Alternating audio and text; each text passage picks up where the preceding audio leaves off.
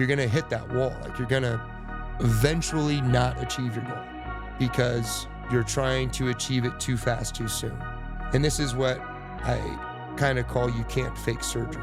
So now we've gone over frequency, intensity, duration. Awesome. You can make a living on that. You can make a lifetime of just that. This is a weird freaking world we live in. So freaking weird. Just from 4 years ago, I think that COVID, not revolution, like the evolution of our society, going through that phase of COVID confusion, you know,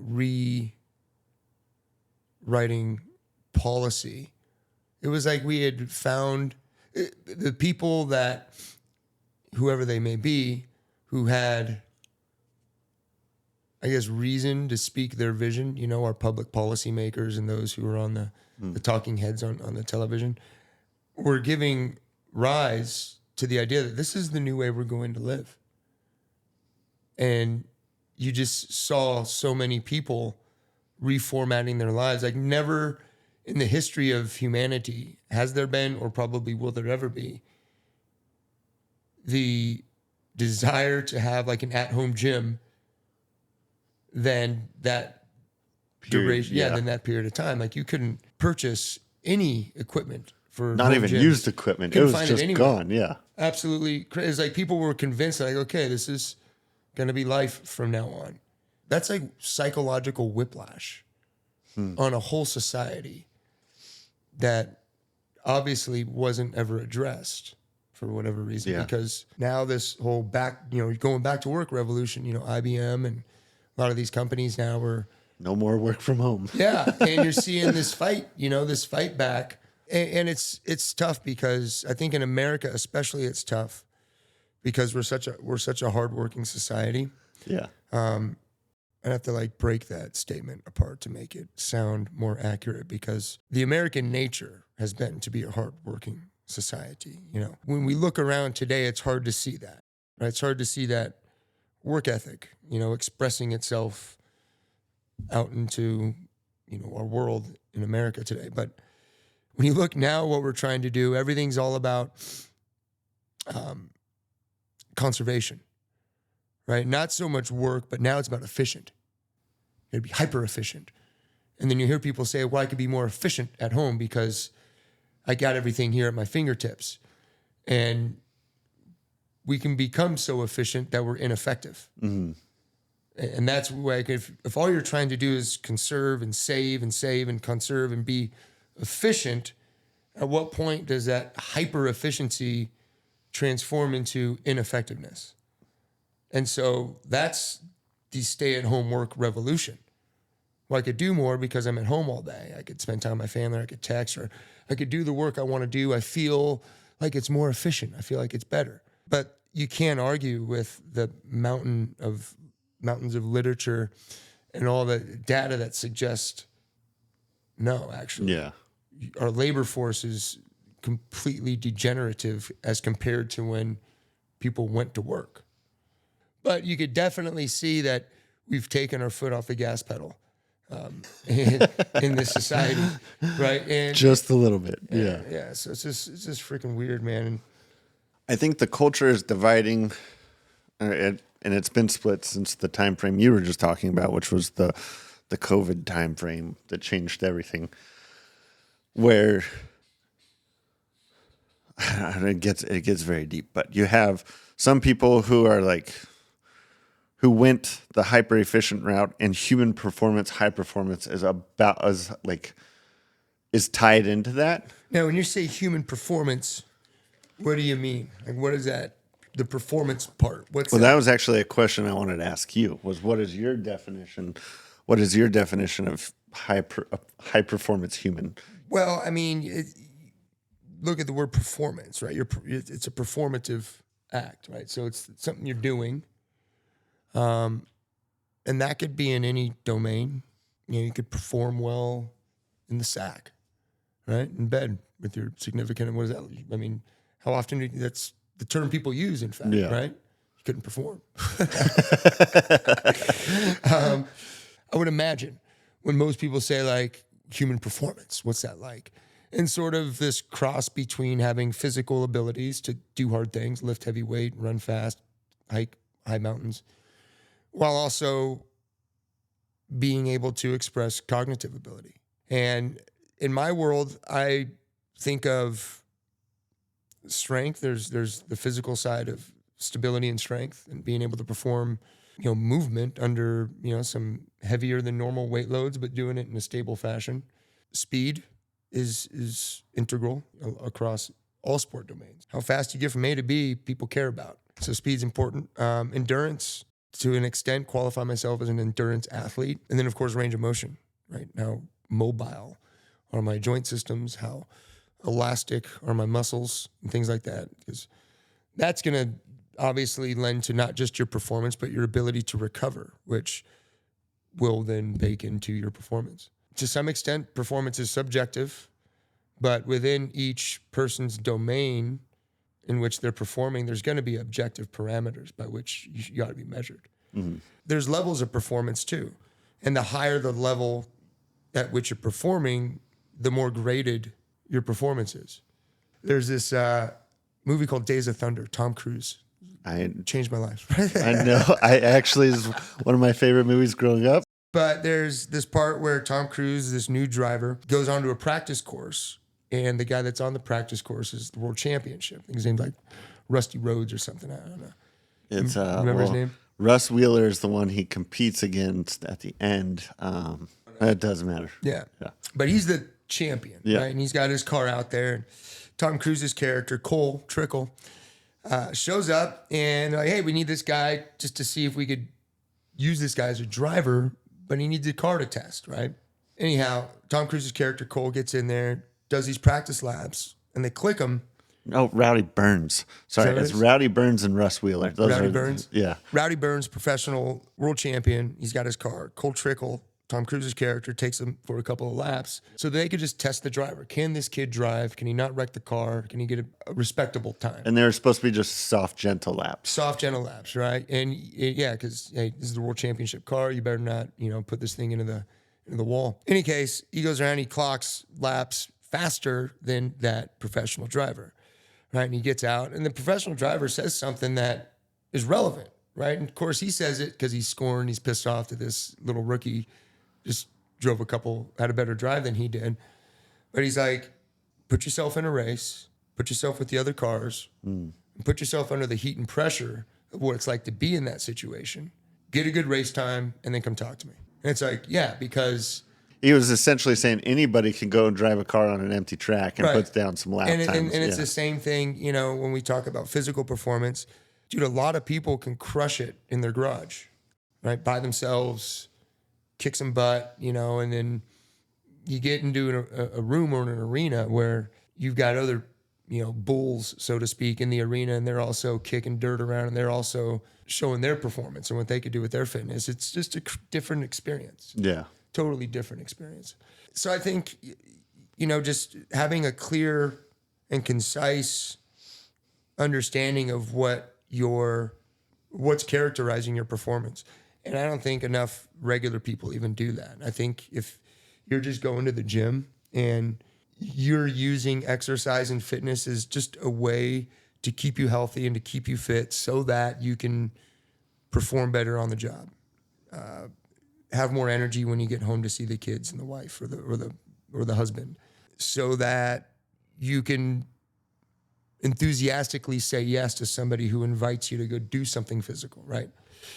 Even those people who aren't trying to compete or participate in events would improve their results and enjoy their process a lot more just by targeting one metric that could define what their performance is, right? So let me give you an example. Most people, you go to the gym and they're thinking like, well, they're thinking biometrically, blood pressure, body weight, body mass index, BMI, body fat percentage. There's these, and then those numbers, those numerical values in our minds, most people's minds, can characterize a look, a physique, a visual representation, which again is important. We all need to have a self-image here because when we think of performance, when we think of it in our minds and you think of yourself performing, it's visual. And so you see yourself doing it. And then there's obviously an ideal way in which you'd like to see yourself doing it. And so to not have that self-image is just setting yourself back. You're taking at least half of the process and setting it aside, but then only to attribute what that image is like to a set of biometrics of fat percentage, body weight, things of the sort, is ditching almost the other half then. Because now we've got this whole world of markers and measures that are performance, because your body fat percentage isn't a performative thing. It's just nobody buys tickets to go watch somebody take their body fat percentage, right? Yeah. Saying nobody buys tickets to go watch you stand on a scale unless you're a professional boxer the day before a fight. And, you know, and the same goes on with all these metrics people chase. Show me one person buying a ticket to watch that metric be measured. What about stuff like I'm going to hit the 300 mark on bench press or... Right, that's performative. That's a performance. You're doing that, right? So that's what I'm getting. Yeah, it's exactly where the conversation's going. It's like, okay, then if I just do that, right? And I'm like, okay, I'm going to define my physical performance as what I could do a deadlift at. And that's all you do is say, I'm going to have the heaviest deadlift that I could do. And then just build a program and commit to that. You're going to get a lot more fit, a lot fitter doing that than you would just trying to go to the gym. And you're probably going to get body fat percentage markers that are more representative of what you'd like to see. You're probably going to get your blood pressure down. You're probably going to see a lot of the health markers adjust by isolating a single performance marker and improving upon it. And the reason why that is because your process is a lot simpler now. And if your process is simpler, you're more likely to adhere to it, which is the bottom line. If you don't adhere to it, then the conversation's null, right? Then all you're doing is it's windy talk. So the adherence thing is the most important thing, and you're going to adhere to it if you could see yourself doing it, because it's simple to do. Now, doing all those things is hard. All what things? Getting my body fat percentage down, making sure my weight is right, because you can lose dramatically when you're thinking about weight loss and body fat percentage loss. If you're focused on those two things, you could begin to sacrifice muscle gain so that you keep losing weight. Yeah. And then what's going to happen is eventually you're bypassing potential strength adaptations that are longer down the road going to be necessary to help you burn more fat, build more muscle, burn more calories, whatever you're ultimately trying to do. You're going to hit that wall. Like, you're going to eventually not achieve your goal because you're trying to achieve it too fast, too soon. And this is what I kind of call you can't fake surgery. Because if you think about becoming a doctor, a surgeon, it's got to be difficult. And I used to say this in the teams when we do shooting in the shoot house.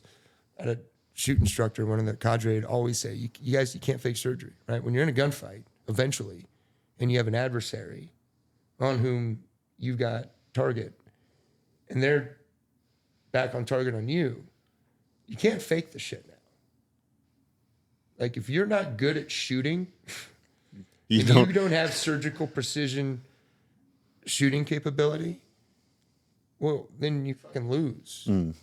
And then what does losing mean in this situation?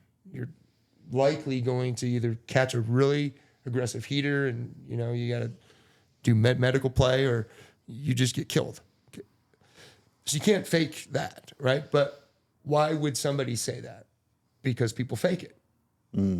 So going back to the idea of becoming a real surgeon, you don't think, undergrads in med school are cheating on tests. You don't think people aren't showing up to labs and then trying to get credit for going to labs. And eventually people kind of eat through the cracks. They skip, they pass tests, they pass this test.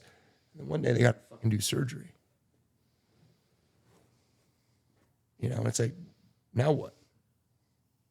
I guess now I'm curious, how does somebody fake success in a shoot house? Don't take the shot. Don't take the hard shots. You will get reprimanded, documented. You will get documented reprimand for having what are called flyers. Or if in the shoot house you shoot a friendly or a hostage. In our community, you had to do some physical reprimand, but then it's also administrative. You get an administrative write-up. And at the time, it was you get 3 strikes, and then you're on a type of probation. And then during that probation, if you get a 4th, you're just done. Or if you get a You're safety out of the violation, team.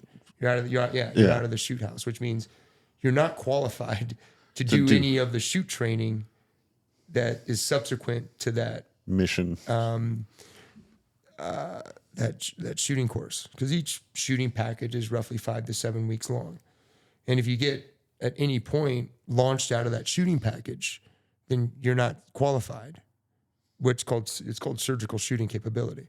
And if you don't have that qualification, then on any training mission you go on, they give you a fake gun. You run around with a rubber gun. You know, this isn't the place where they give you a rubber gun. This is the place where they tell you to go. You're now like our equipment manager, and we got to bring somebody else in from another team to fulfill the position. So in any case, guys would be worried about that. And so what would they do? On hard shots, they wouldn't take them. And so you'd go through the house, and you'd be, because whenever you go into a room, like everybody nails most targets, right? Unless it's a full-on, what would you call, like a simulation hit, where you've got real opposition forces shooting back at you. Because then, you know, if you take down a guy and shoot him, and then you see another guy's down already, you can't shoot him. But when they're fake targets that are just stationary, you just go around and shoot all the targets, right? But guys would go in, and if their weapon went dry, their main weapon went dry, they had to transition to a pistol. Now they're looking at a 20-foot pistol shot under the heat and pressure on like a limited exposed target. Like a hostage situation or Dude, something. they're like, oh shit, this is like a very low percentage shot here. Some guys, not all guys, some guys, very few, but there'd be guys that wouldn't take these shots because they didn't want the flyer and they didn't want to eventually get dropped from the course. And cadre are like, the guys that are watching you, they've been there, you know, so they know. And so they'll spot it eventually. You can only get away with shit for so long in that community. So they'll spot it eventually, and this is why the guy had to say it, because he's caught people doing this. And at first you ask the guy, dude, why didn't you take the shot? And guys would say, like, oh, I didn't have a clear shot. Oh, I didn't see that target there. And you'll get reprimanded, like, dude, what the fuck are you doing? Like, don't be an idiot. Let's go. Get your head in the game. But you're not getting written up. See? You're not getting the strike. Right. Yeah. You're not getting the strike. And so you could become the guy that's like, dude, what the fuck's up with this guy? And people will talk about you behind your back, but you're still on the team. And that's what these people care about. These people that want to fake it. That's all that they care about. They don't care about being, doing, and having the responsibility of the operator. They like the idea that, hey, I could tell my friends this is what I do, and I'm going to probably write books about this when I'm done. Like this is why I'm here. So how does one fake it then in like a gym aspect? Great question. So now you look at the idea is cut corners, right? Don't get caught. So you can look at, well, I'm not good at running. I don't like running, so I'm not going to run. Well, then how are you going to increase your metabolism if you're not going to do some variant of cardio, like regular baseline cardiovascular exercise? Well, I'm just going to go into a mega calorie deficit, not eat as much.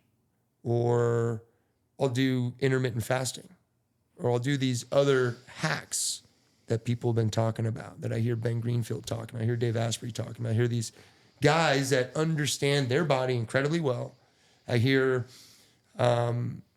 people who understand the science incredibly well, know how to apply that science to their biosystem incredibly well. I'm going to do what they do.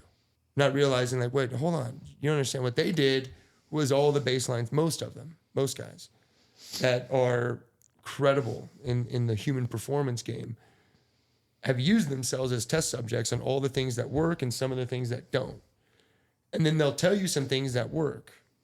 But they forget the important part of intermittent fasting works.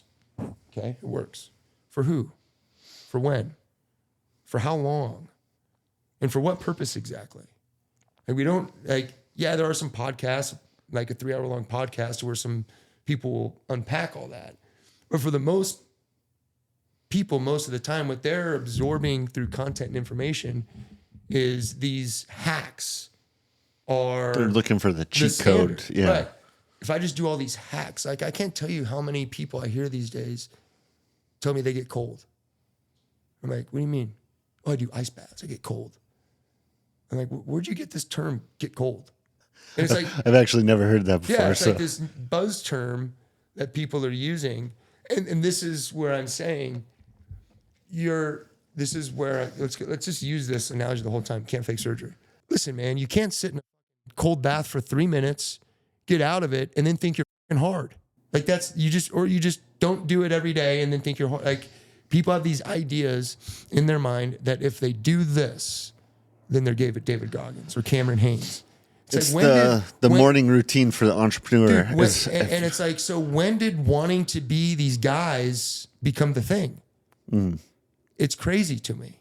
The amount of psychosis that runs acceptably in every social circle that we're all involved in. Because we all have these friends who have Instagram pages and Facebook pages who are faking surgery all the time. But not to go down that rabbit hole. Let's just keep it on fitness because the whole society is falling apart, man.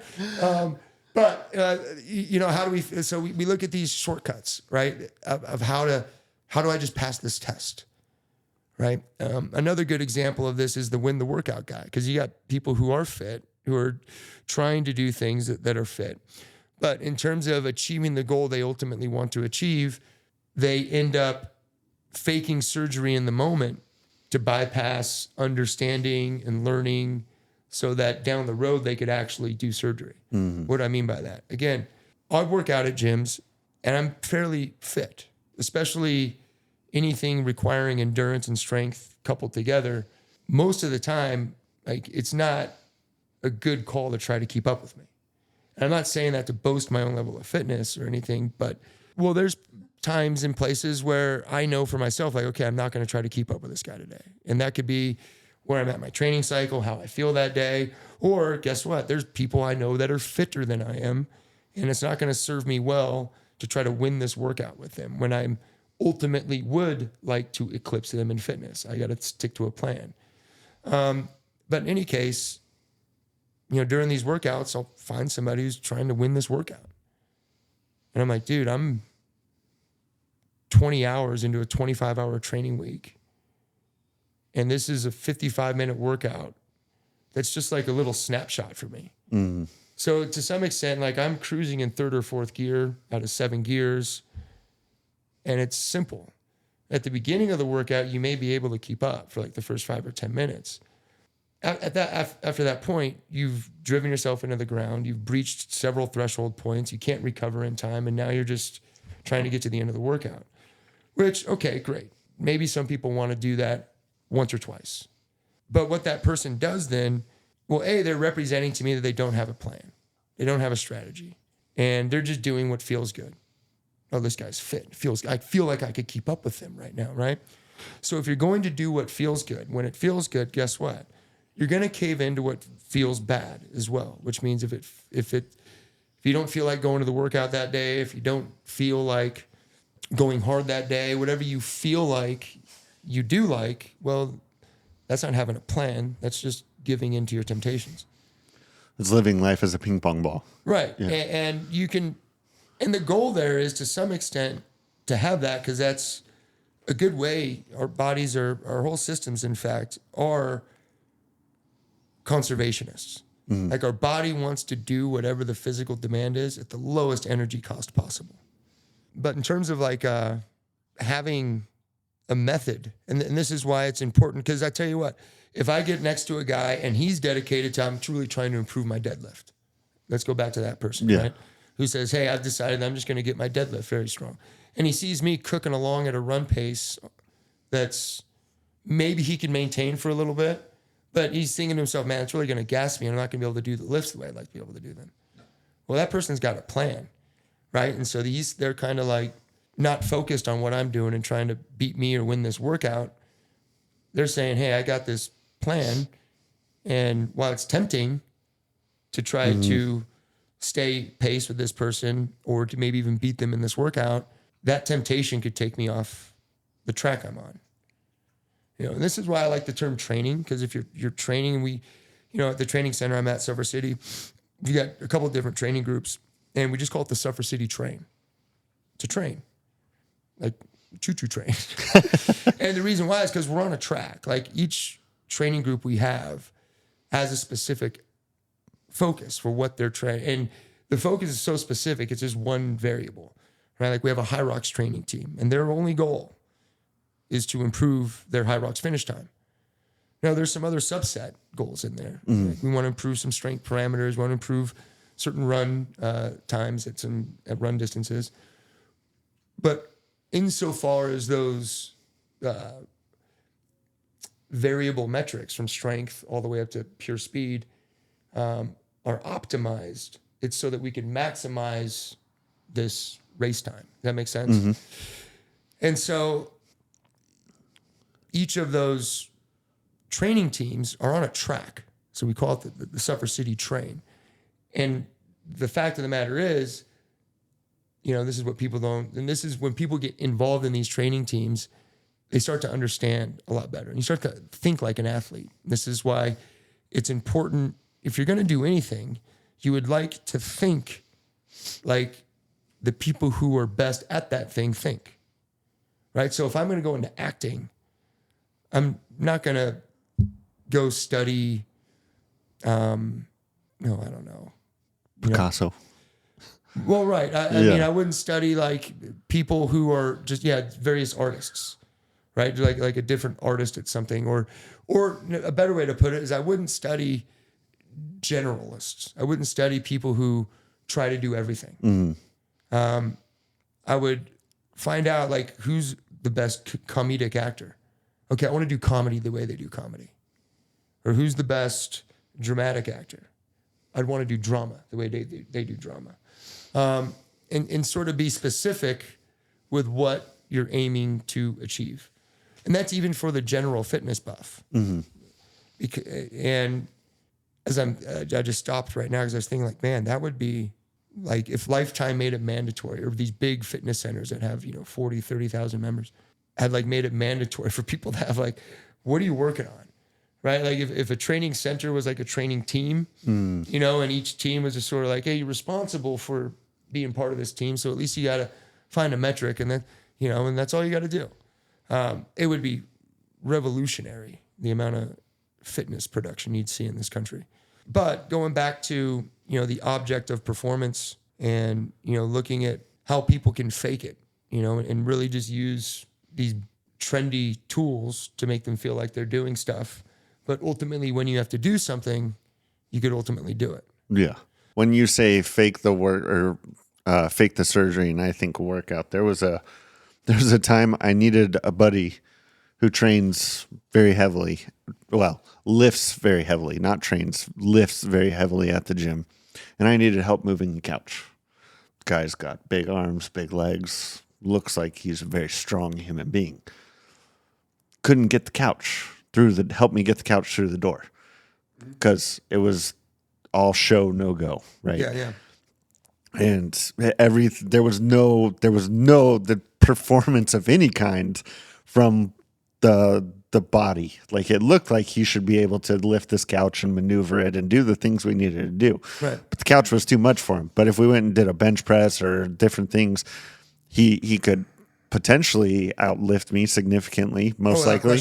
Yeah. But when it came to actually doing anything that was important to life and functional, there was no go there. Right. And so that's one way. And the other thing I'm hearing from you is, and I think back to when I was training really hard for the Spartan races with you, and I was doing the 2-a-days, and the goal was to win the Spartan race, right? That was the goal.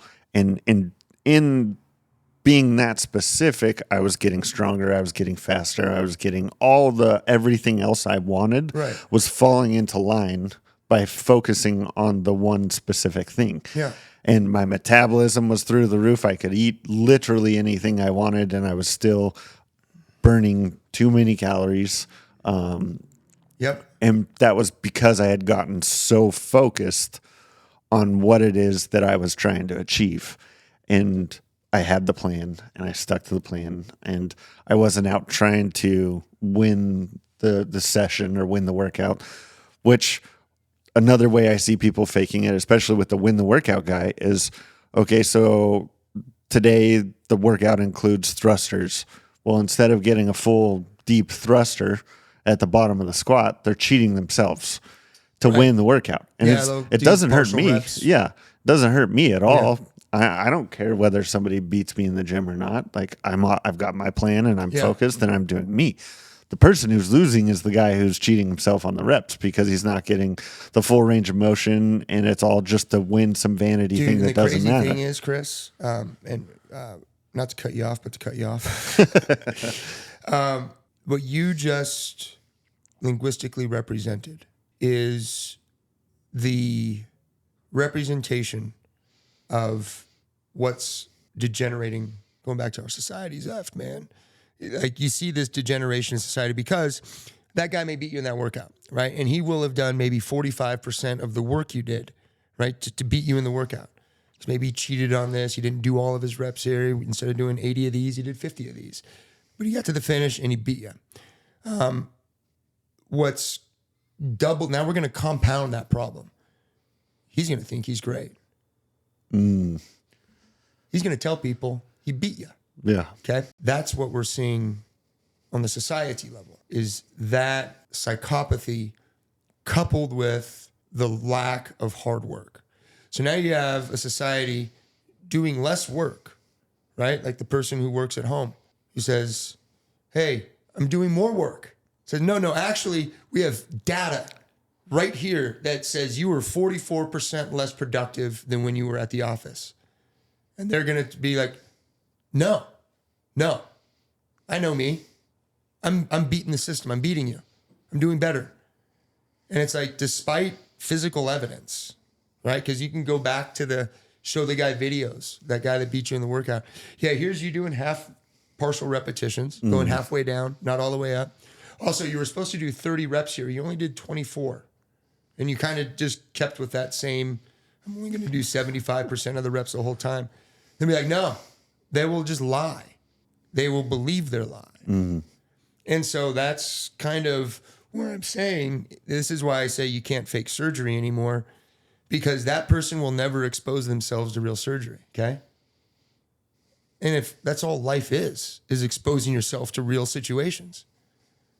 So now we're in this position in the world where most of the people that we interact with, and I mean this, I wish this wasn't the case.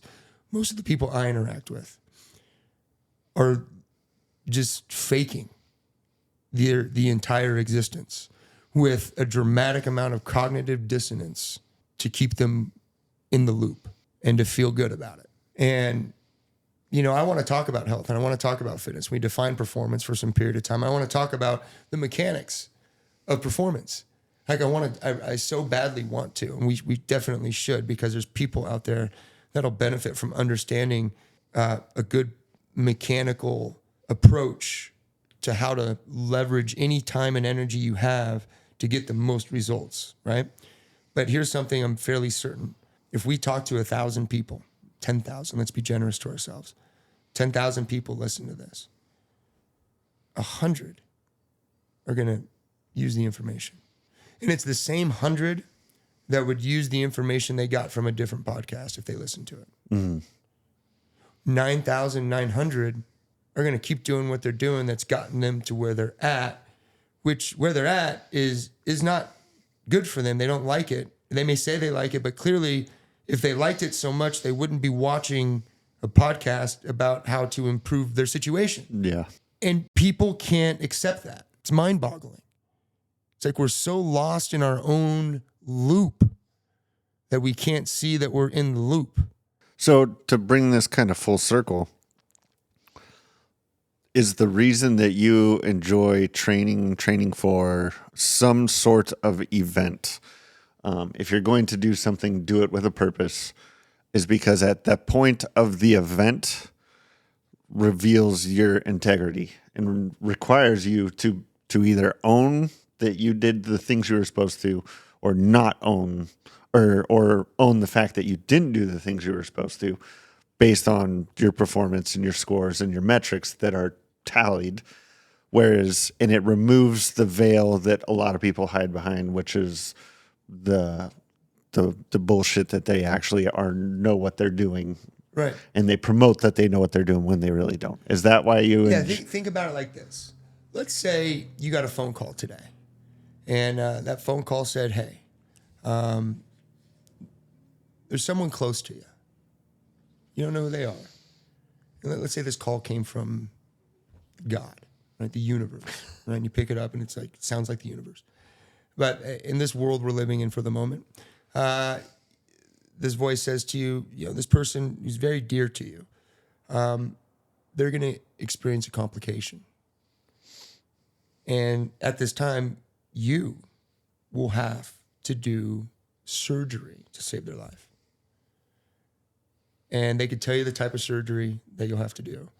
And in the circumstance in which you'll find yourself 5 years from that date, it will be incumbent upon you, and only you will be able to do this, but you'll have to perform this style of surgery, right?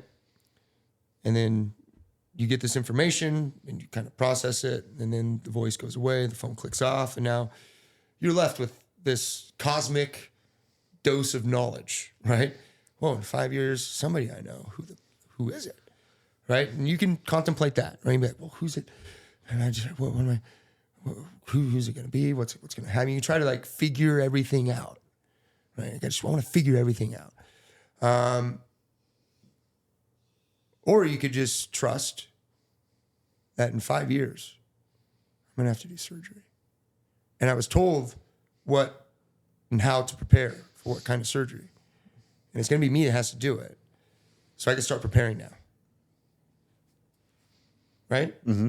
And then you can, depending upon how serious you take this information, will lead then into what you do next. Right? And then there's a myriad of things you could do, right? Likely you're going to contact a professional. Hey, listen, I'm not going to tell you why I'm calling you today because, you'd probably commit me to the loony bin, but I need help. I need help in this particular area. Would you help? Now, let's say here's a fitness person, right? Somebody who's they got to get fit, right? And listen, that call that you just got, that cosmic knowledge call from the universe, we all get that every day. Every day we get that sense from inside, hey, if you don't do something about this thing,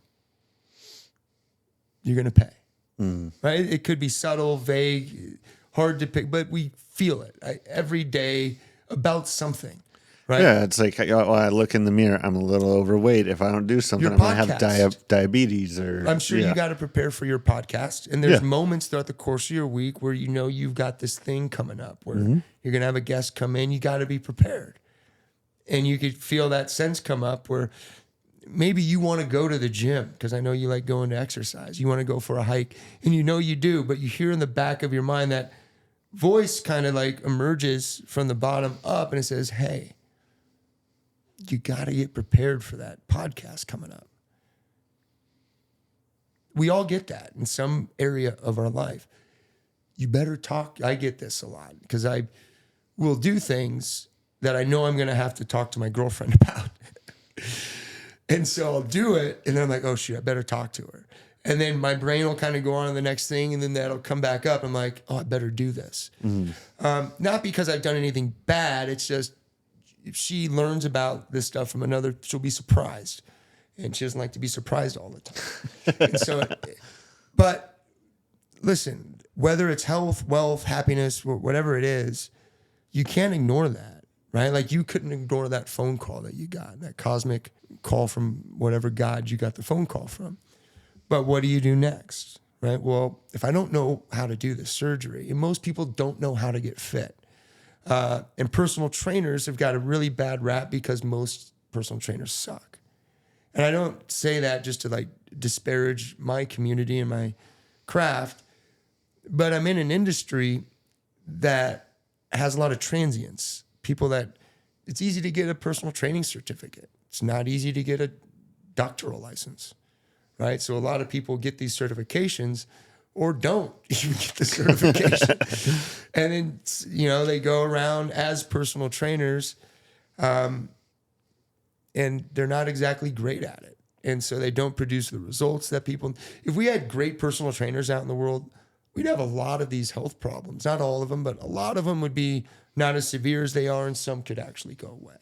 If you just had very effective, passionate, motivated, knowledgeable personal trainers, you just don't have enough of them.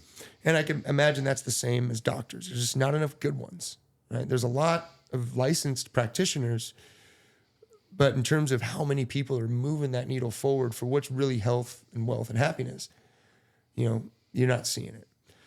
So, hey, contact a professional because you got to do surgery in 5 years, right?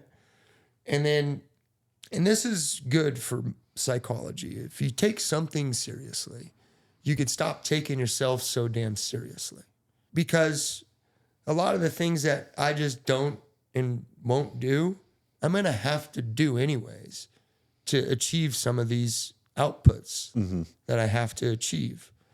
And so all my hangups, all my problems, all the things that I think really matter but don't, I'm going to pay less attention to these things now. Now, of course, if you're really far away from being able to do that, then it's just more likely that you need help. You need to get a professional, a coach, a trainer, and somebody who understands metabolism. These are the three things anybody who's coaching you should understand: metabolism and actual metabolic processes, physiology, and what goes down at the physiological level, incredibly so, all the way down to the cellular level, cellular physiology.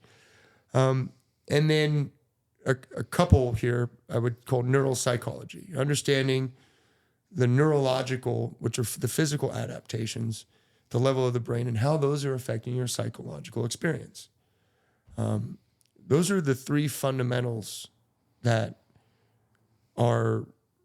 trainers affect. That's it. That doesn't mean you need to be a physiologist or to be a psychologist to do these things, but you need a general understanding of these things. And the general understanding is beyond what you learn out of your personal training textbook. And so you have to want to understand the human system, because your role as a personal trainer is to help people that come to you understand themselves, and they are human systems, and they need to understand that, because metabolically things are going to be uncomfortable, especially at first when you're exercising. And you're going to have to know how to deal with that psychologically. What are we attributing this metabolic discomfort to? You know, I train a lot, and there's probably once or twice throughout the course of my training week where I'm in the middle of a hard 5K or a very hard threshold run, and I feel like I got to shit my pants. It's not pleasant. and I say this, or there's moments, you know, and then right after that, there's where I'm dry heaving or I'm throwing up. Like, now I don't recommend this. And that's adverse, right? That shouldn't be happening. I probably did something wrong nutritionally leading up to that training event, but it happens. And if you train often enough, it's going to happen more regularly than you'd like. Listen, that's what somebody who's just getting started in their fitness routine is going to experience almost every workout. They're going to feel this adverse feeling in their stomach because their stomach is doing new things now, right? It's not just breaking down food product to store and process it into waste. It's a whole different set of enzymes and biochemicals in your belly, in your gut, in your stomach that come online when you're breaking down food to be used as fuel. It's a completely different profile. And so to expect yourself and your body and your stomach and your metabolism, your physiology to just auto-adapt in the moment, the first stimulus is crazy. Let's go. And we're crazy. We've become crazy. And I was talking about this earlier in our conversation, where stop being nice to ourselves in this regard, because we're fucking we're psychopathic, and our behavior says it.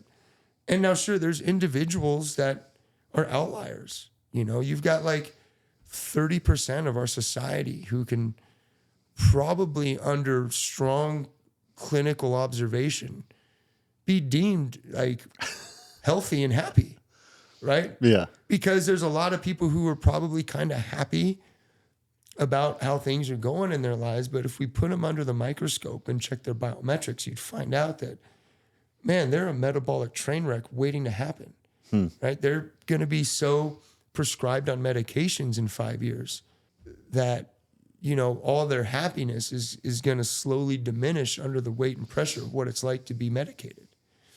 And so we have to kind of account for that psychological response to our metabolic and physiological responses.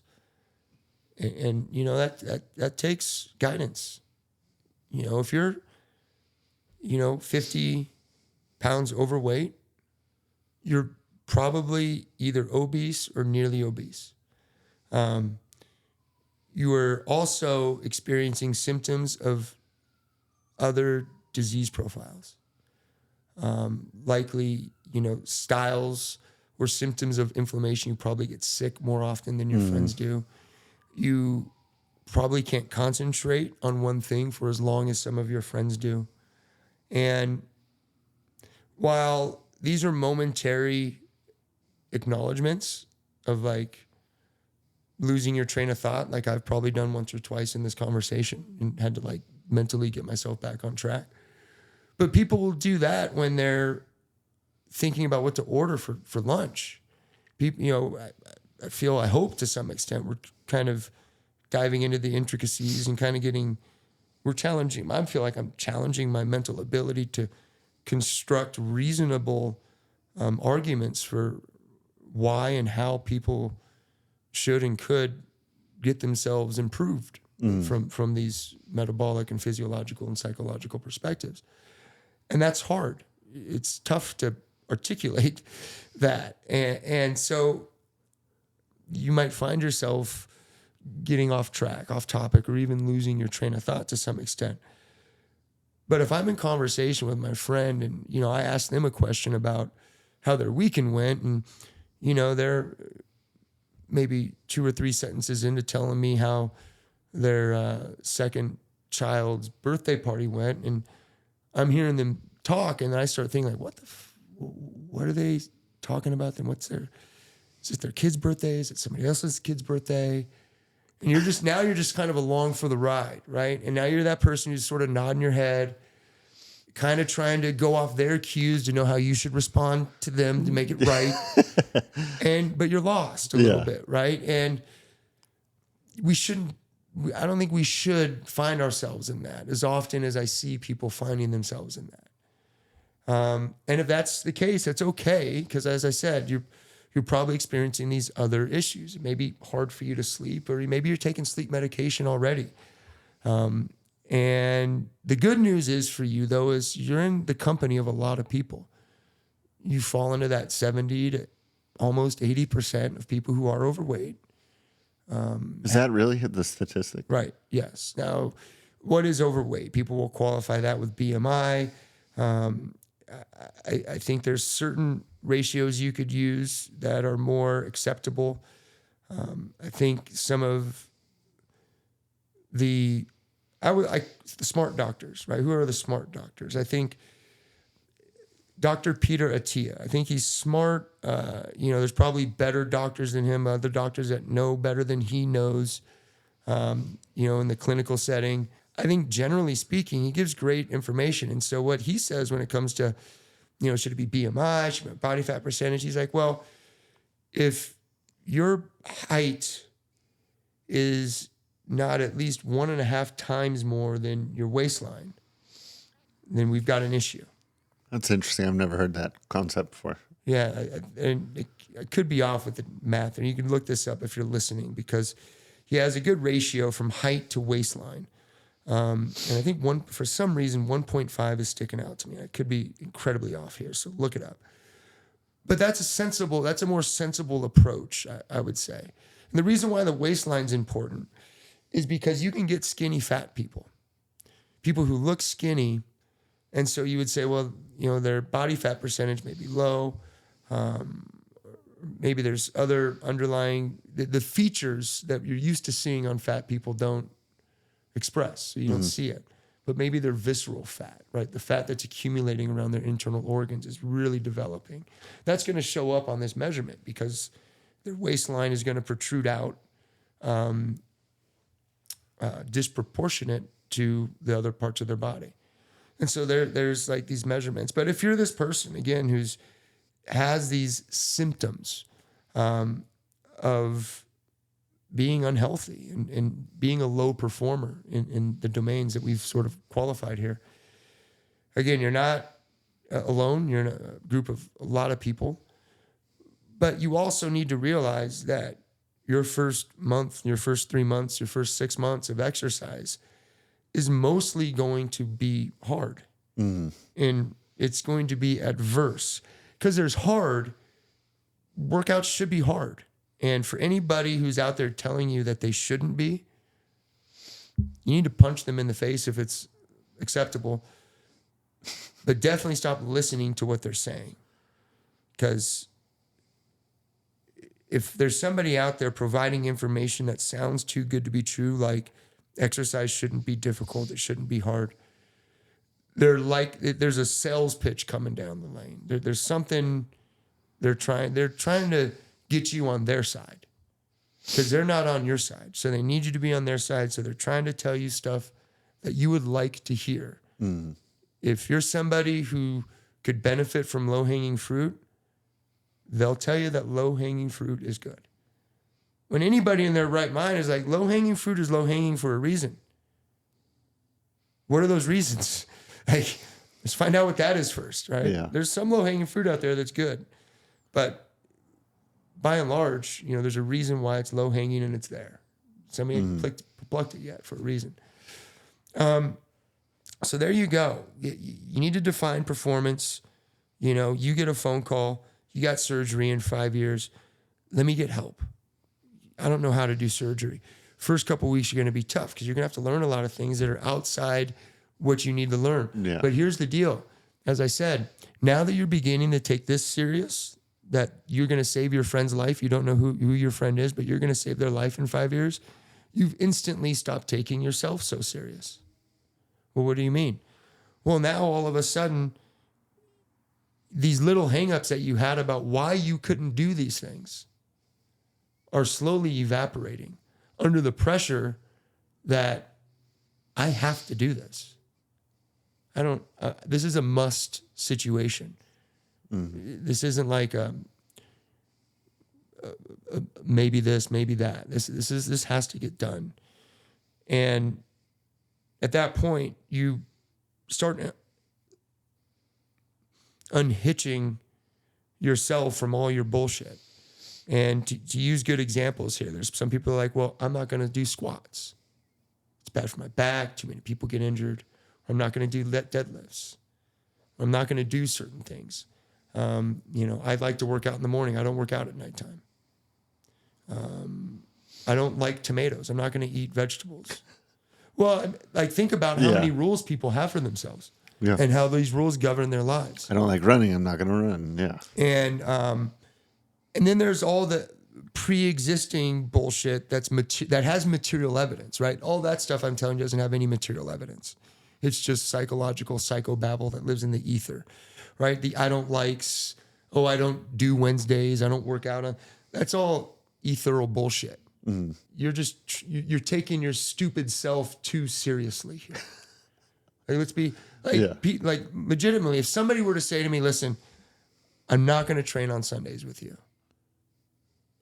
I'm a Latter-day Saint, and I live by these principles, and this is not what I'm going to do. Okay. There's certain things under the right context That makes sense to me. I'm not a Latter-day Saint. I'm going to work out on Sundays personally. But if somebody were to say to me that, hey, I take this seriously, and they're not just saying it to get out of a workout, but they're generally dedicated to whatever it is that they're dedicated to, that makes sense.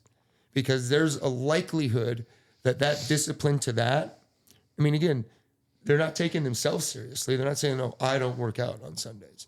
They're saying, hey, I'm dedicated to a belief system, and that belief system has conditions. And if I don't follow those conditions, then I'm not somebody who does this, right? That makes perfect sense to me. You know, Ben Shapiro does this as part of as being a Jew. There's a lot of Jewish traditions. My family's Jewish. You know my family. There's a lot of things that are kind of silly, right? Like the don't eat pork thing.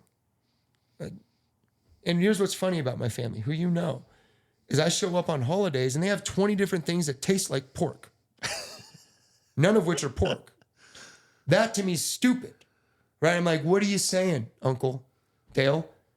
With duck bacon, turkey bacon, chicken bacon, you know this. Like, what are you trying to say here? You like bacon. You like pork. You want pork. But there's this silly thing that's stupid that's keeping you from doing it. But when you know what he'd say, and this is what Ben Shapiro would say, yeah, but if I eat the pork, I'm not a Jew. Okay. Take that seriously. You know what I mean? Yeah. That's great. He does. Yeah, he's not taking himself seriously. Yeah. He's like, dude, I want the pork. If I took myself seriously and my feelings seriously, then I'd eat the pork, still show up the temple on Friday, and all things would be great, right? But that's not how we roll. Totally understand that. So, hey, you're LDS, you don't train on Sundays, or you have another faith tradition that you genuinely believe in that says, I'm not going to do this, right? Okay. That's not ethereal bullshit. Not in my book, in any case. That makes sense for that. And anybody should. And that's, again, that goes back to like First Amendment right. Like, I'm not going to tell you what you can and can't believe. And, you know. So in any case, we find ourselves taking ourselves less seriously. And isn't that great? I think it's great. I don't have to deal with my own hang-ups that keep me short in life. You know, like think about the stuff we hang on to try to be right in our world, and how even in spite of making you feel so wrong, that you can be right about it, right? And so, in any case, talking about these things that keep that person who's at point A trying to get to point B, what's keeping them there? And I'm taking myself too seriously. I don't want to do this. I don't want to do that because I've got these rules for myself. Well, listen, buddy. Bucko, you know, Chris, you got that phone call from me 5 years ago, didn't you? You're going to let your friend die? Is that what you're going to do? Right? And again, we lose out in the seriousness of the issue. Dude, life is a serious project. Can't you tell? Act accordingly. It's not all imaginary bullshit like you think it is in your head. And this is why let me go back to the people who are posting their 40 under 40 and look at my book that I just wrote about nothing.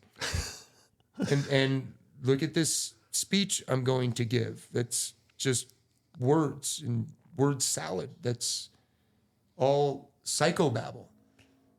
Because there's no rawness underneath it because that same person is too afraid to do surgery. Because they're faking it all the time.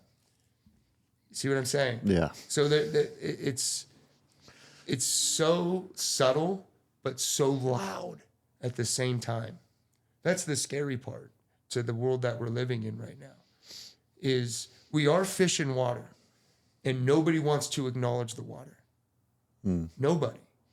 What I've heard from all of this is to go back to kind of the initial of the question is that I think what I'm gathering, the reason you like the competition, the metrics, the having, is it creates purpose. And too many people are living life right now without purpose.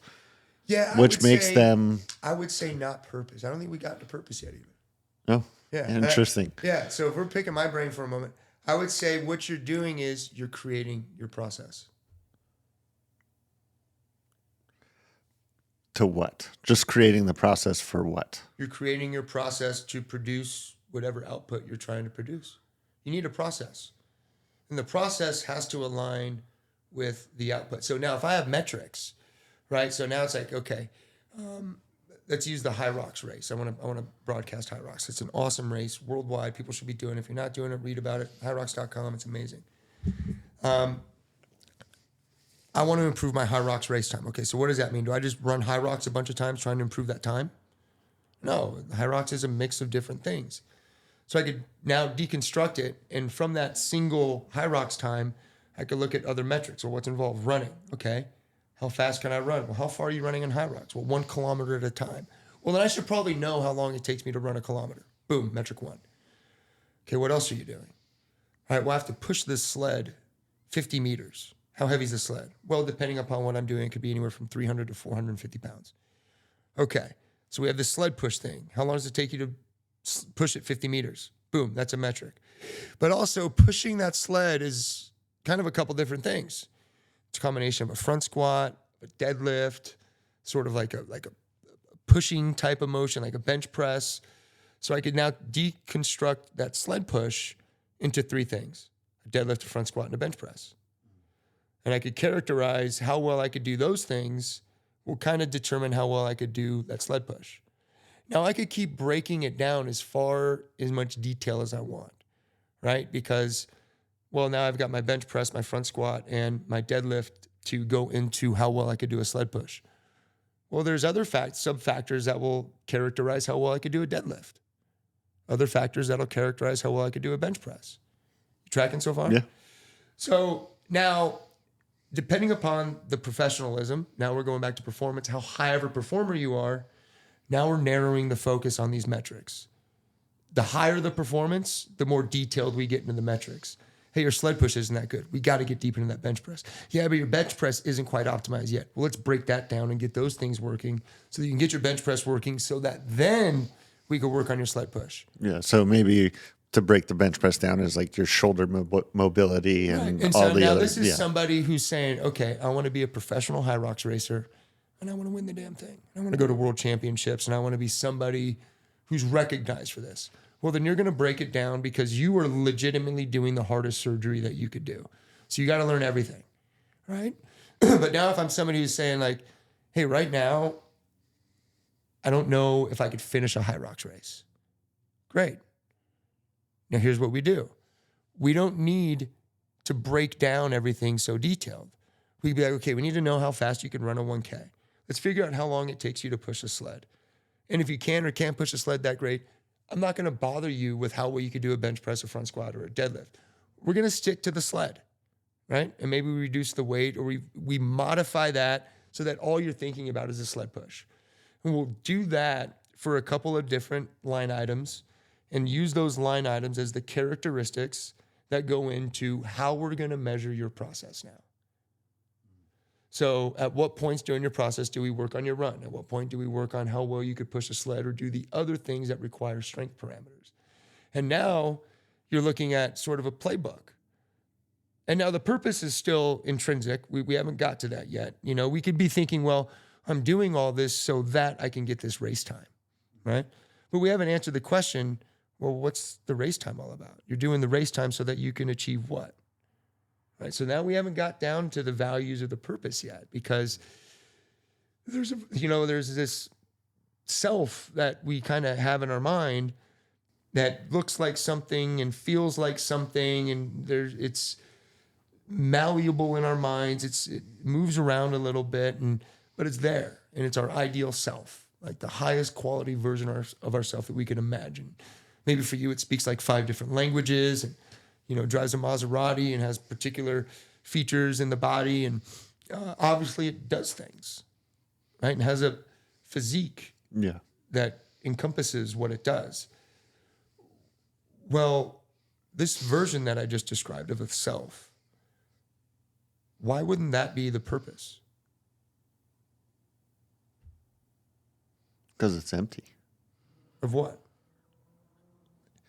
Anything that provides value to the world and life. And So, because if the purpose, if that self that you just described is the guy driving the Maserati who has so I was saying example. If this was sort of your thing, my point is we have an idea of ourself within the confines of the world we currently live in, that we can use linguistic phrasing in our mind that sounds like, man, if I could only.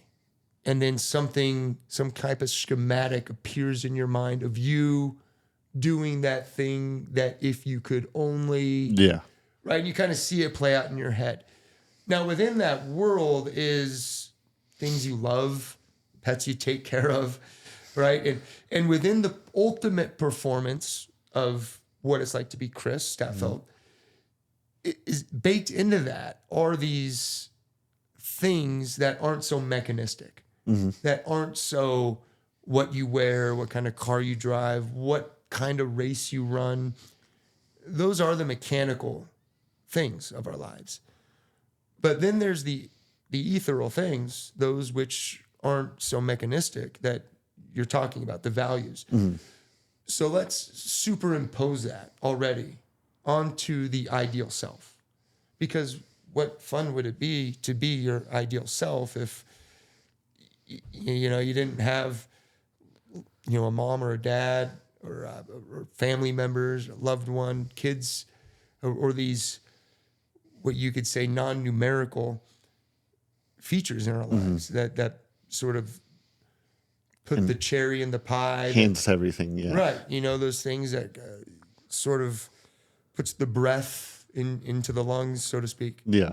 That you would superimpose that implicitly. Now we're just talking about, because the feelings of my internal self, if I talk about myself here for a moment, when I think of my ideal self, there are physical feats that I want to achieve, getting to the top of a certain mountain, feeling a certain way, getting a particular race time on a high rocks race. But that's only important to me insofar as I could celebrate that with the people you care about. Yeah. Right. And then on path to getting there and, to attend the training sessions and to fuel my body in a way that's commensurate with this vision for who I'm trying to become, well, I need help. And I've got people around me that serve as help. And that's not just to say that their role in life is to serve me, but insofar as they do, it helps me serve them. Does that make sense? Yeah. So as I go through the rigmarole, so to speak, of constructing the self that we would all hope ourselves to become through the sacrifice, through dealing with those metabolic adversities and physiological discomforts and what have you, well, ultimately, then we're simply becoming a version of ourselves that's more capable at doing what we already do, but now we can just do it better. And that's anything from running a kilometer to loving your significant other.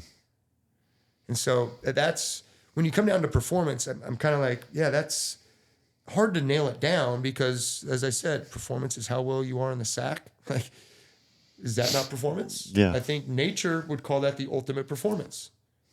Would it not? In evolutionary terms. That's the ultimate performative act. Sexual reproduction. Well, not how well are you based on a pleasure standpoint. How well are you? How good are you at reproducing? Right. Yeah. Yeah.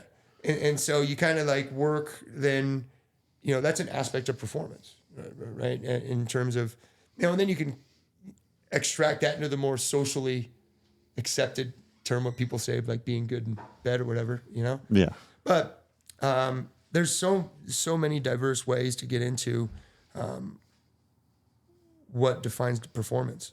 What you realize that no matter what you're performing at, and this is what I work on is, okay, now that we've discussed, okay, we got to narrow our focus to a single objective or a set of objectives that can create a single output. And now we've sort of defined our process in terms of how we're going to measure our process. Well, then we can get into, well, what's important in terms of how many times should I be training? Should I optimize for intensity? Or should I make sure I'm doing all these diverse things? I heard mobility is important, flexibility is important, but strength's important. If I'm not stable, then what? But then I hear that, aerobics is like the most important thing to life and longevity. Where do I start? And so at that point, it's like, okay, we've already got a set of parameters set. We've got some help. Now we just need to start getting plots on the map, start getting shots on target. It just comes down to frequency. I would argue that when you're getting started, especially, the most important thing, and we talked about it earlier, the most important factor is that you're doing something in frequency. So there's a frequency just means like, if you look at a heart rate, just boom, right? So what's the frequency there? 3 times a week, what's the space between each stimulus? 4 times a week, right? So we can start thinking like, hey, if you're doing 3 times a week, it's all you would have to do to be healthy. 3 times a week. Then you can start, and that's all, you just get the person to show up. Or if you're the person, just show up 3 times a week. That means all you do is walk into the gym and then walk out. Keep doing that. And then challenge yourself to make the next step. It sounds weird, but listen, you got the rest of your life to do this shit. And you can try to get the whole process done in 6 months, which means you've just quit in 6 months.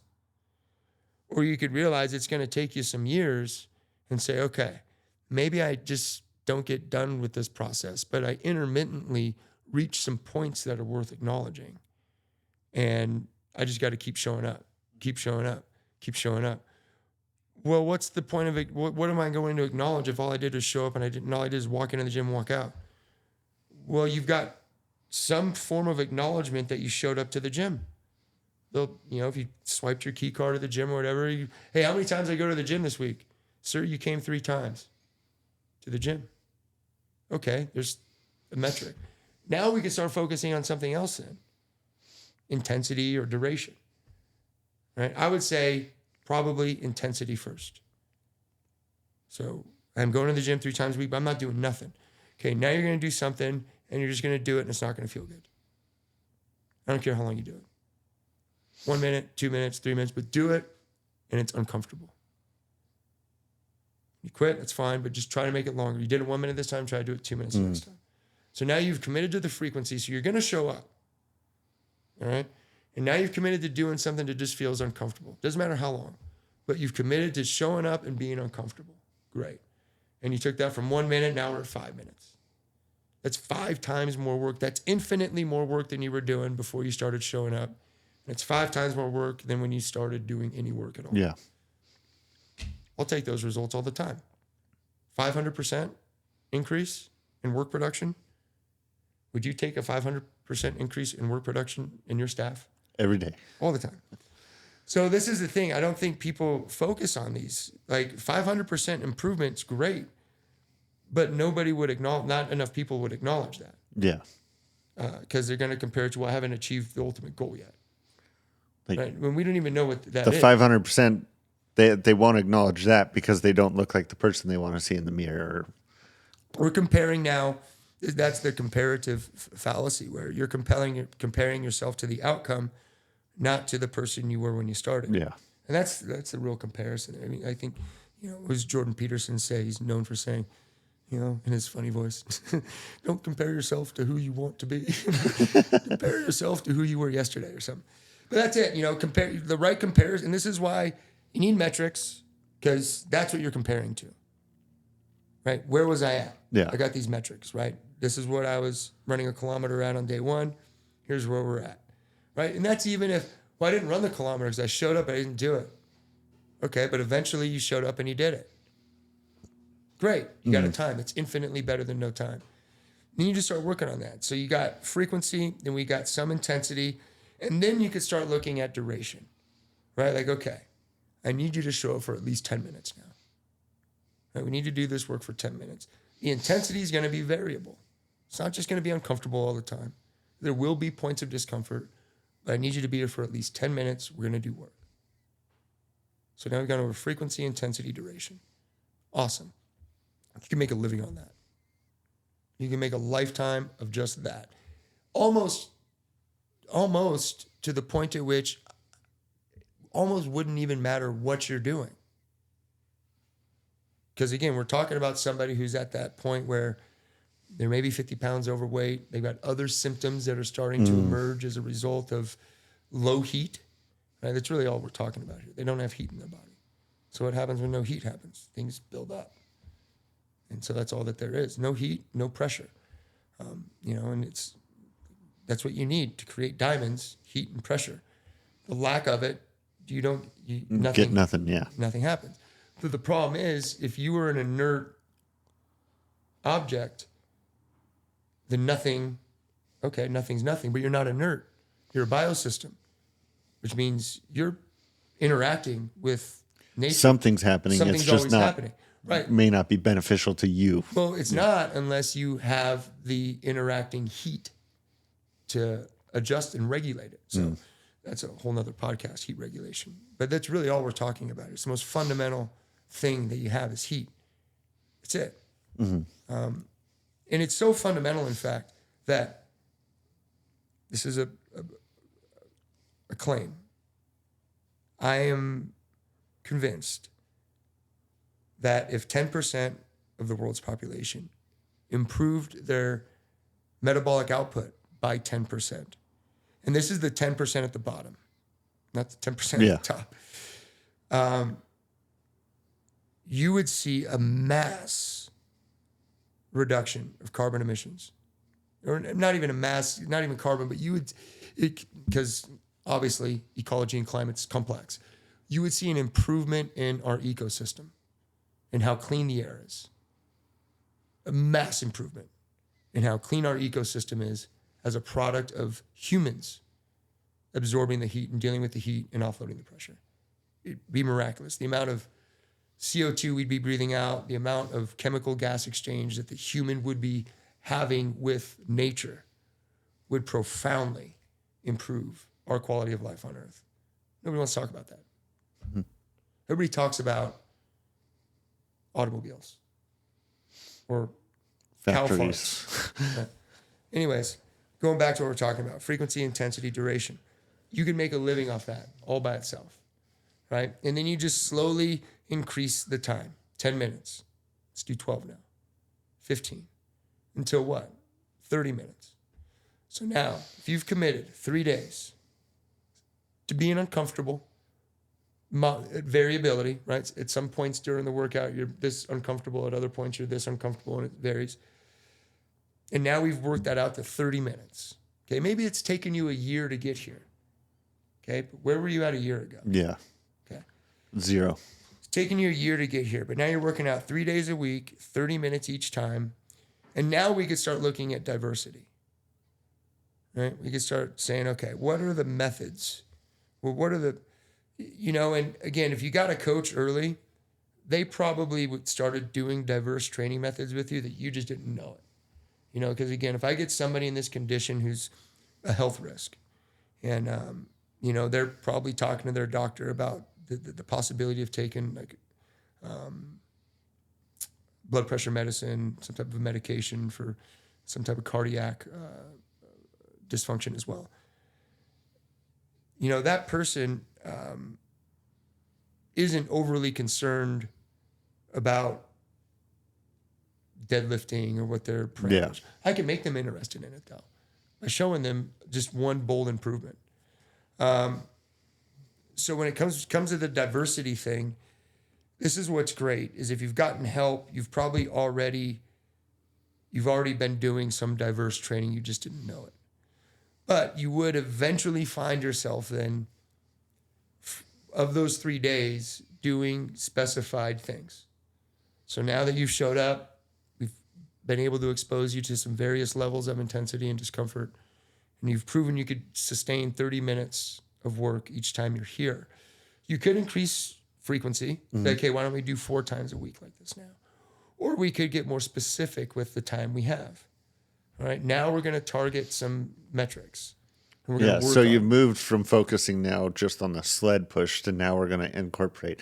Let's focus on your bench press, your front Right. squat. Yeah. Now we can get a You little get bit a more more- specific. yeah. Or if we're speaking more general to the community, to people who are just like, hey, man, I'm fat and I want to be less fat. Say, all right, let's target your VO2. Mm-hmm. You know, there's tools out there that I could use that, well, some cost about $8,000, some cost about $500, but it doesn't require me to have a crash cart, you know, or not a crash cart, but a whole cart system that's got people having valves coming out of different parts of their body. Yeah. I could do this at the gym with a mask. And so there's great tools for doing that. You can get somebody's VO2 and be like, hey, we're going to focus on improving your VO2. Because you've proven you could be uncomfortable. You've proven you could do it for a particular duration of time. And before that, you've proven you're going to show up. So you've gotten through the most important factors of a sustainable program. That's it. What, it's sustainability, right? Sustainability has these pre-existing notions, right? If you're sustaining, well, then you must be sustaining something. Yeah. Well, I'm sustaining this 3-time-a-week routine. Okay. What else are you sustaining?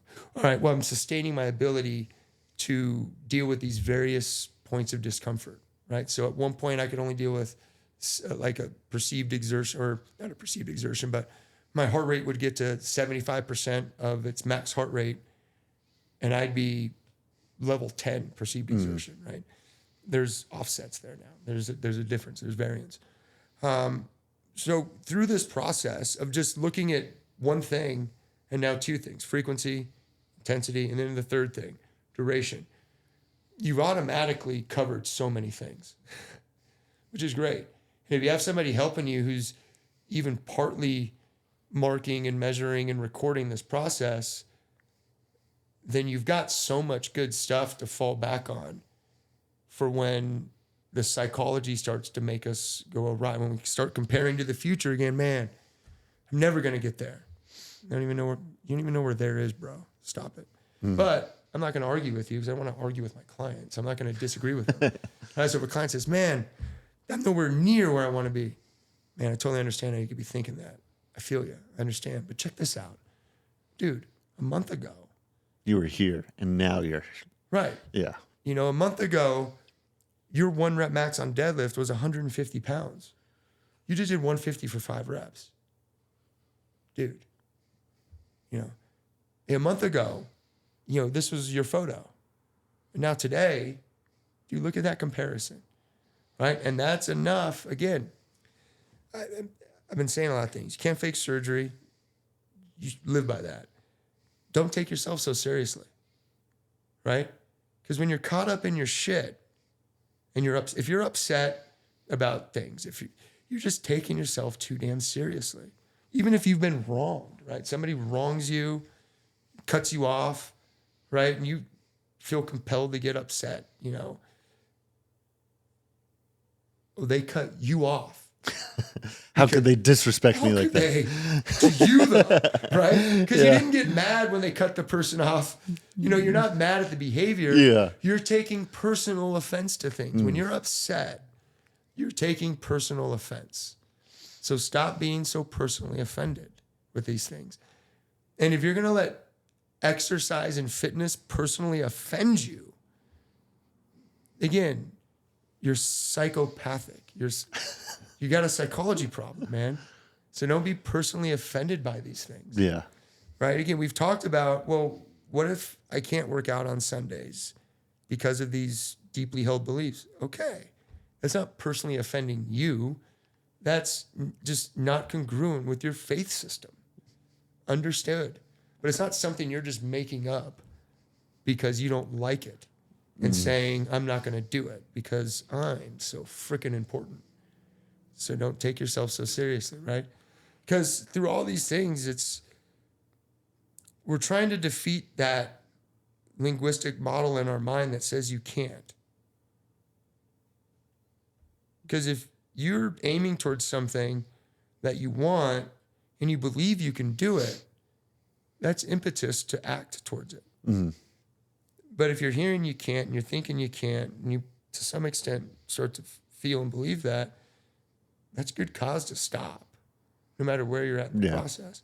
And so you have to think in such simple terms, you're just constantly defeating that. And that doesn't matter whether or not you're on your first day or week of exercise coming out of a sedentary life, or if you're now reintegrating into an aggressive phase of your training pre-season into the 2024-2025 triathlon season. Mm-hmm.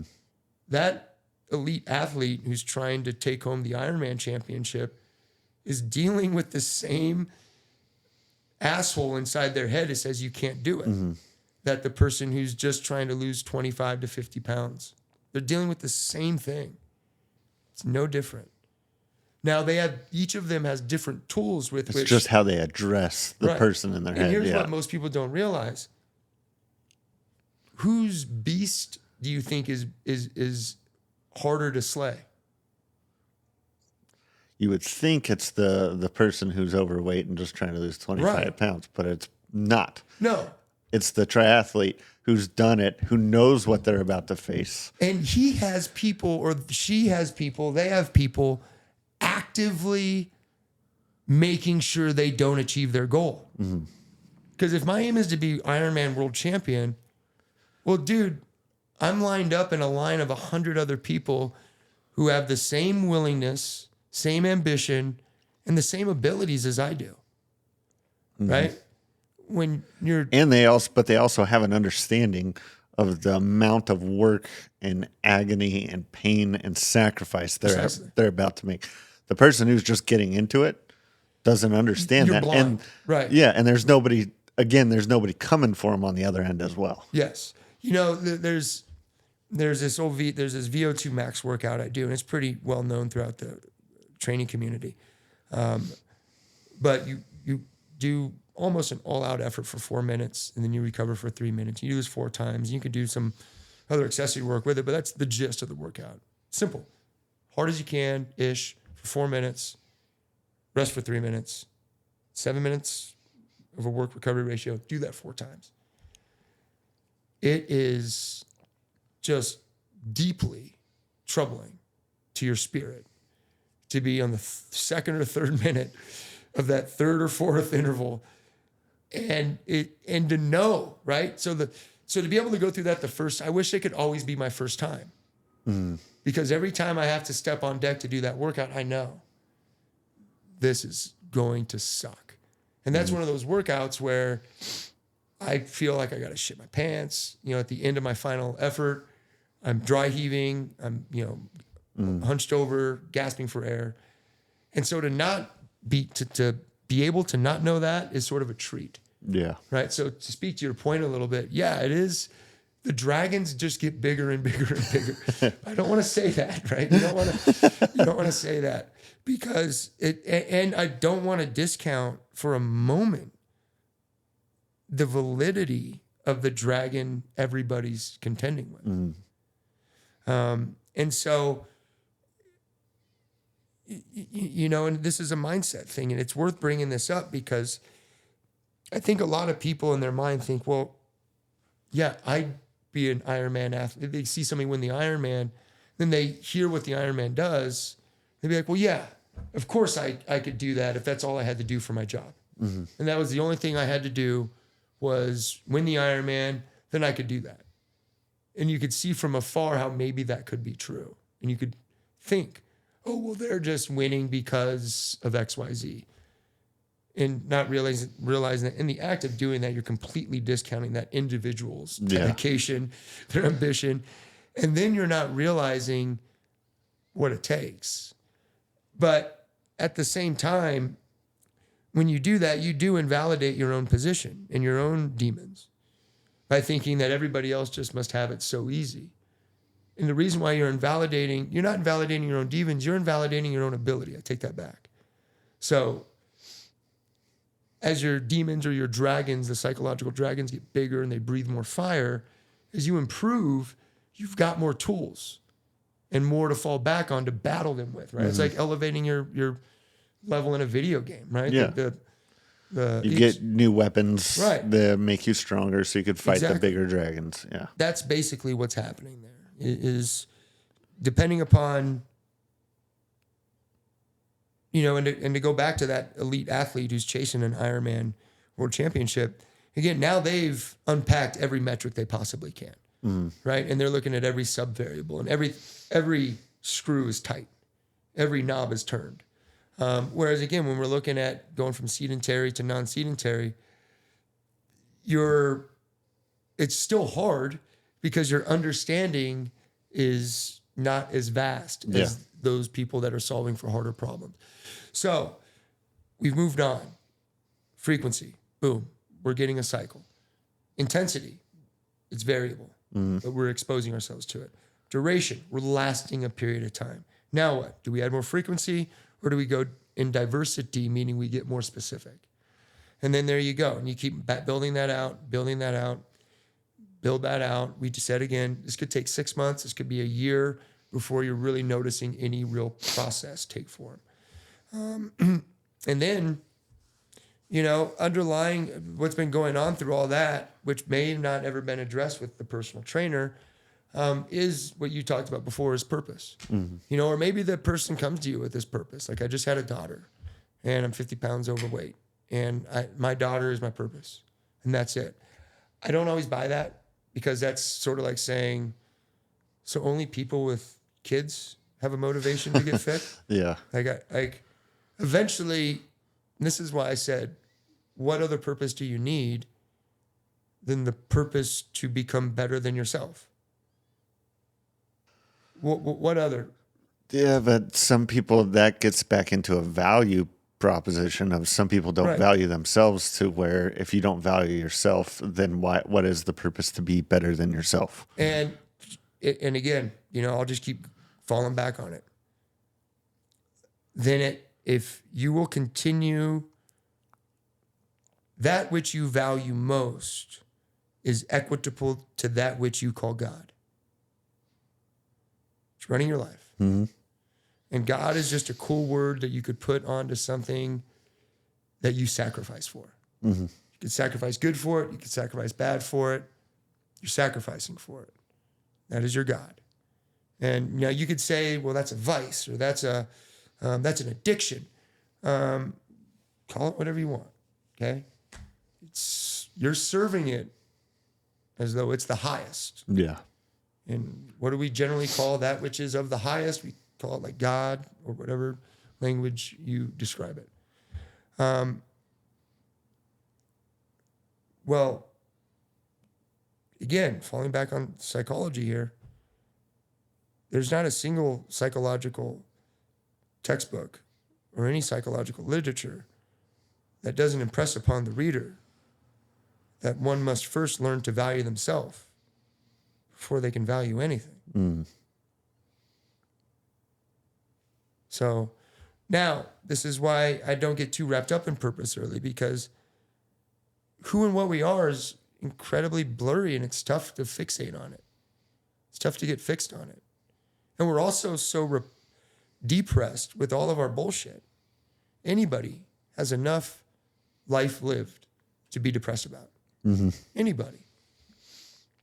Dude, most of my every day is me almost doing nothing. Like, I'm thinking about stuff a lot. I'm actively trying to solve problems. But if you were just to put a video camera over my life all day, you'd be very bored.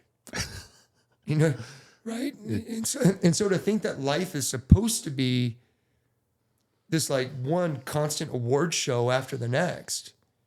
Well, I think you're getting into something I talk about a lot, is that people are depressed thinking about their life because they compare it to what they imagine that life should be based on some arbitrary rule book that says this is how life is supposed to be, that doesn't exist. Right. And so and I use we actually got to start. We've lost 2 cameras. I don't want to lose the third one. Okay.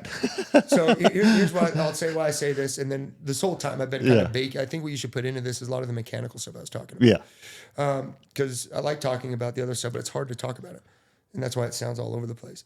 But to go back into precisely why I don't get too wrapped up in people's purpose early, because I don't think enough people spent enough time really doing the work and understanding themselves and what they're aiming towards purposefully as to why they are on earth and the life they're supposed to live. That's hard to wrap my mind around. But if somebody comes to me and says, hey, I've just had a kid, I want to be there in 10 years. Yeah. Okay, I'm going to work with that. But personally, I also understand, again, I just don't think this because I think this, but it's pretty well documented in most philosophical and psychological literature that you need to understand that you matter. Yeah. And without that, what you're going to find is at some point you're going to bother somebody. You're going to aggravate somebody because you're going to piss them off. Whether that's your wife, because we could all piss each other off, but you're going to covet them too much or it too much. And you're going to use it more than you need to. In any case. Because you're trying to fill the void, which is the lack of value you have for yourself. So if you were to ask me on day one, Jason, why are you joining the Marine Corps? I'm curious about things. Well, there's a lot of ways to satisfy curiosity, Jason. but there was a curiosity I had about myself a little bit, and I also wanted to look under the hood of the geopolitical soup that was going on in 2001 when I joined the military. But I didn't know I wasn't like, here's this profound purpose that I have for why I'm joining the Marine Corps, right? I think we're out of, we'll keep going because we got the audio, but I think we're out of cameras now. I'm really sorry about that. But No, in any case, this is good to know because I've been wanting to test. We tested the maximum performance of my equipment today. here's what I'm going to say, so long as we're getting audio. I don't care why you start. Doesn't matter. I got a philosophy. I got many of them that are built into our system, one of which is called go, focus, energize. The first one is go. If you're thinking, because you could focus is next. You got to go. If you're 50 pounds overweight, somewhere around there, and you're experiencing these other symptoms that you should not be experiencing, you got to go, dude. I don't care why. There's a fire burning. Get the fuck out. So I don't care. You showed up. Keep showing up. You want to talk about it? Why? Okay, great. Chances are you're wrong. That's all.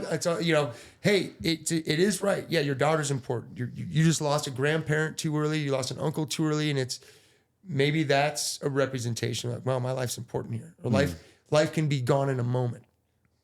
Okay, your life can be gone in a moment. Yeah, you're realizing that. Okay, but eventually, and I learned this in the Marine Corps. It wasn't until like 3 or 4 years into the Marine Corps I realized I'm here to equip myself and become as capable as I can be in order to help other people. And this is when I was starting to become like, this is what I want to do, is help people the way the Marine Corps has helped me.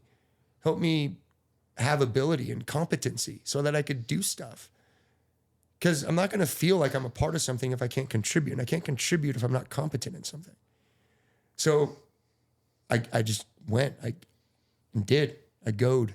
And then you do that. And then, as you're eventually, you don't go to your purpose. It comes to you, man. And this is why I'm so fed up with these salespeople. We live in an age of salespeople, and they're fake. And I'm all for the salesperson. I'm not trying to disparage salespeople, but the fakeness of salesmanship that's gone into it, because we've sold ourselves this facade of what health and fitness. And this is why I say, when I hear people tell me, oh, I got cold today, I went in an ice bath. Oh, I do ice baths. Do you do ice baths? It's like, I don't care. And you telling me that actually makes me think you're less healthy than you're telling you yourself you are. Because you have to broadcast it. Why are you broadcasting it? Because people are talking about it. And that way you need to be known. That's unhealthy. Completely unhealthy. And you're taking yourself too seriously. This is about you again. And so, no. So, yeah, the purpose thing, it comes. If you can start with one, great. But if your purpose is external, even if it's your daughter, now your purpose could be, I want to be the best dad or the best mom. Okay. Let's talk about what that looks like. Okay. But that's a topic of discussion, right? There's a lot of different types of parenting.